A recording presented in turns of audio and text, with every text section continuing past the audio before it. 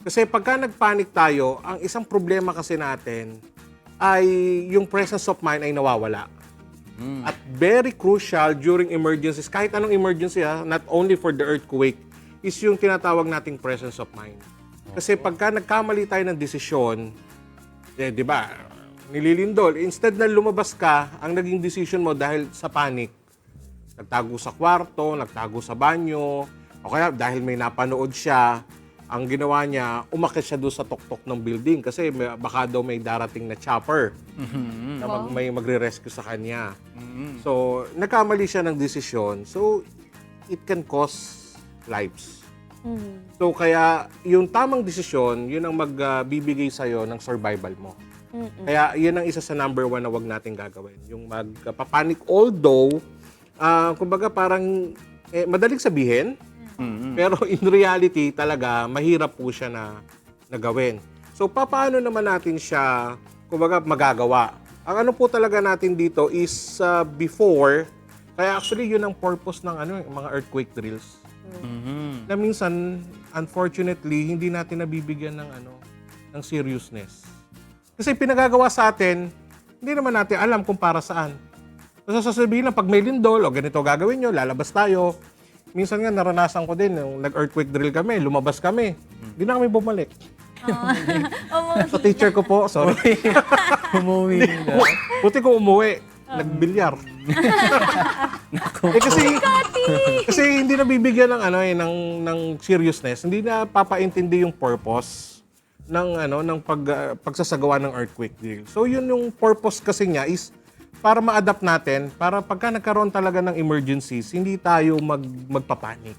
Para hindi tayo matataranta, alam natin yung kumbaga yung parang plano Yes, na mangyayari. Pero Sir Angelo, yung mga nagpa-panic attack naman, paano nalalaman kung nagpa-panic attack na ang isang tao? Okay. Marami tayong mga tinatawag nating signs and symptoms. Yung nakikita at nararamdaman ng pasyente. Ang isa dyan is yung tinatawag natin na hyperventilation. Okay. Ayan. Common to, pagka talagang may naglilindol, nagkakaroon sila ng hyperventilation, nagkakaroon sila ng panic attack. So ano yung hyperventilation? Yung mabilis na pag-inhale at pag-exhale, uncontrolled yung kanilang inhale-exhale. Kaya minsan, ang makikita natin, biglang all of a sudden, biglang titigas yung kamay na gano'n. Yan. Makikita natin yan, nakagaganon sila, matigas. So ang nangyayari kasi during the hyperventilation syndrome is hindi pantay yung exchange ng oxygen at saka ng mga iba't ibang gases sa katawan natin. Kaya ang tendency is either konti yung na-inhale natin na oxygen at kukunti din yung na-absorb. Kaya ang pakiramdam nila is nahihirapan sila na huminga. Tapos kaya naman tayo nakakaroon ng mga paninigas ng ganyan, it tells yung body natin na bumababa na yung oxygen level sa katawan. So, yan. So, pagka ganon, hyperventilation or hyperventilation syndrome is, let us differentiate. Ang hyperventilation per se, kung ang nag-cause is the panic attack itself, ay hindi siya ganon ka-urgent. Kumbaga, parang na kaya mo i-treat. Pero kung ang hyperventilation is associated with any medical problem like asthma, COPD, or any lung problems, doon siya nagiging urgent. Ayan. Puntahan natin yung management. Kasi ito din ang medyo hanggang ngayon nakikita pa natin. Di ba pag kami, True. ang unang ginagawa ay kukuha ng paper bag. Tama. Ang tawag dito is the paper bag method, yung management. Na which is, ngayon po, unti-unti ng maraming mga studies na nagsasabi na hindi beneficiary para sa patient ang pagpe-perform ng paper bag method. So, ang mas pinaka-the best pa rin would be the deep breathing exercise and then, natin sa kanya, i-assure natin siya, bigyan natin siya ng reassurance na safe ka, ligtas ka, ikalma mo lang yung sarili mo. Yun yung pinaka-the best na management sa mga ganun. Pero nabanggit nyo na po kanina yung deep breathing exercises. first thing to do po ba kapag nakakaramdam ng panic during emergency, maliban po dito sa breathing exercises, ano pa po yung dapat na gagawin kapag nakakaramdam na ng panic? Yan, okay. So number one, you orient yourself. Nasaan ba ako? O kumbaga parang mabalik ka doon sa reality. No, ibalik mo yung sarili mo doon sa reality. Oh, lumilindol. Anong gagawin ko? Kasi kaya tayo nagkakaroon ng mga panic attack kasi primarily kasi hindi natin alam kung ano gagawin natin. Tama. Pero kung ikaw ay meron kang self-realization, meron kang orientation sa paligid mo, hindi ka, kumbaga, hindi not necessarily hindi ka magpapanik, but it will lessen yung panic kasi alam mo yung mga dapat mong gawin. So kumbaga parang do sa hard drive mo sa utak, kumbaga nire-retrieve mo kung ano yung mga dapat mong gawin. Yung mga plan ninyo na pinag-usapan natin kanina, doon na siya magte-take actions. Doon. Sir Angelo, sa sarili po natin yun. Yes. Pero halimbawa, ikaw kalmado ka, yung mga kasama mo naman, hala, Yan, nagpapanik. Ano pong gagawin Totoo yan. Sigaw, diba? Totoo yan. Na minsan, gusto mo maging kalmado dahil yung iba, hindi kalmado. Sige, sasama na lang ako sa inyo. May Napapanik kisigaw na din, rin no? Oo, para makijoin ako. So, yun naman po, no? So, yun ang pinaka-importante din kasi, para mapakalma mo yung iba, pakalmahin mo muna yung sarili mo. Parang, huwag kang umiyak. Ikaw nga, nakikita mo yung sarili mo, umiiyak ka. Tapos sasabihin mo sa iba, huwag kang umiyak, baka ibalik lang din sa'yo yun.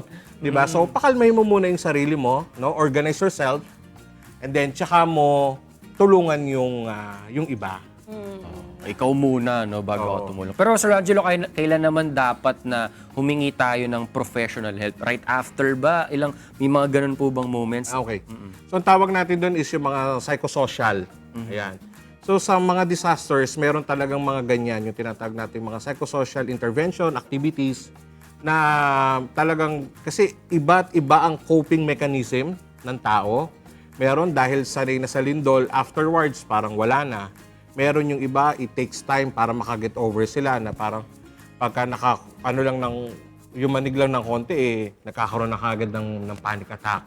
So, ang isang importante doon ay, itignan mo yung sarili mo kung parang hindi ka na mayroong changes sa sarili mo, hindi ka makatulog ng maayos, in terms of your habits, parang nagde-deviate ka doon sa mga doon sa mga naturals mong ginagawa. Ayun, isa din 'yon na parang may sumanggi lang sa'yo, parang pakiramdam mo, lumilindol na. So, yun na yung mga unhealthy na nagkaroon talaga sa'yo ng psychological effect, yung pagkakaroon ng yung sa lindol. Buti na lang kahit lumindol ngayon, may kasama tayo dito. May Yes. professional help agad. Kahit during po. Habang binibigyan na tayo ng agad. psychosocial intervention. Pero Sir Angelo, ano po yung pwede nating masabi sa mga kasangbahay natin, sa mga viewers natin, para maiwasan po nila yung pagkakaroon ng anxiety attack o kaya panic attack? Para yung nag-uumpisa pa lang o kaya nararamdaman nila, parang may iba, parang may yumayanig. Ano po yung pwede nilang gawin para hindi po sila mag-panic agad? Yan. So, prior talaga to this one is yung pagsali natin sa mga drills. So, that is the first, yung knowledge.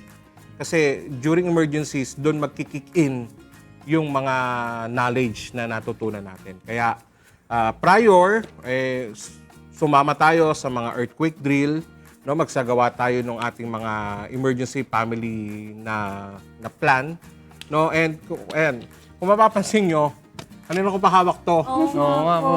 Ayan. Helmet. So, isang magandang tools din para makaramdam ka ng feeling safe, ay yung helmet.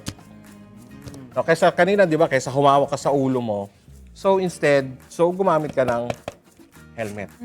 Kahit na hindi ka humawak sa ulo mo, safe ka dun sa mga debris na pwedeng mahulog sa'yo. So ito, simple helmet lang, pero it would give you somehow na level of safety. So kaya mas magle-less yung panic mo. So yun lang, during so yun na yung talagang natin na kung ano na yung natutunan natin, yun na yung isasagawa natin.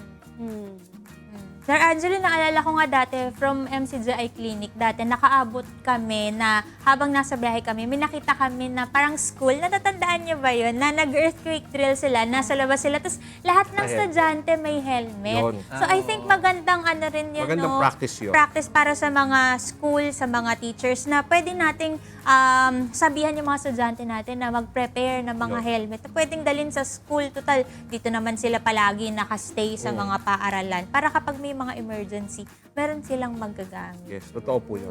Oo, napaka ano. Sir Angelo, saan po kayo pwedeng makontak naman ng mga kasangbahay natin? Bawa gusto nilang magpa-conduct ng earthquake drill, ng first aid, and humingi ng tulong. Ayan, opo. So, for any emergencies or yung mga requests, sumari po kayong tumawag sa 8911-8688 or 8911-UNTV. Tawag lang po kayo.